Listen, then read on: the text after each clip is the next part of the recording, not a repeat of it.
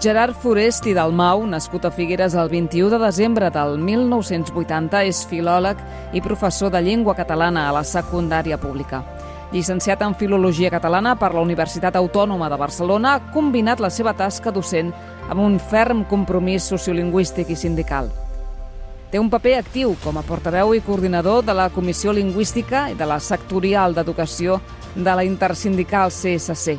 És una veu destacada en la defensa del català, conegut pel seu estil combatiu, crític i irreverent. Denuncia la pèrdua de la presència del català i reclama un catalanisme actiu que exigeixi la llengua en àmbits clau com l'educació, els mitjans i l'administració. Forest assenyala diversos factors en la davallada lingüística: la globalització, la pressió homogeneïtzadora de l'Estat, la creixent demografia castellanoparlant i la manca de polítiques contundents.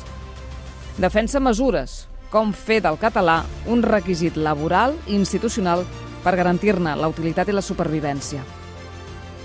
Col·labora habitualment amb el Digital Núvol i ha estat membre fundador i corrector del Digital L'Europeu. També forma part del grup Koiné, col·lectiu que promou una defensa més decidida del català. El 2021 va publicar Decàleg irreverent per a la defensa del català, un assaig que alerta del perill de convertir el català en una llengua oficial residual. Forest denuncia la passivitat d'una part del catalanoparlant davant l'ofensiva homogeneïtzadora i apela a la responsabilitat individual.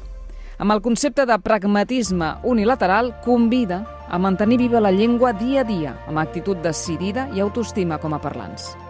La lingüista Carme Junyent va qualificar l'obra com un manual d'irreverència combativa. Forest defensa que els drets lingüístics van lligats als socials i que les polítiques desenvolupistes acceleren la substitució lingüística. En una entrevista a TV3 va resumir el seu posicionament amb contundència. La immersió lingüística només es pot blindar amb un estat independent.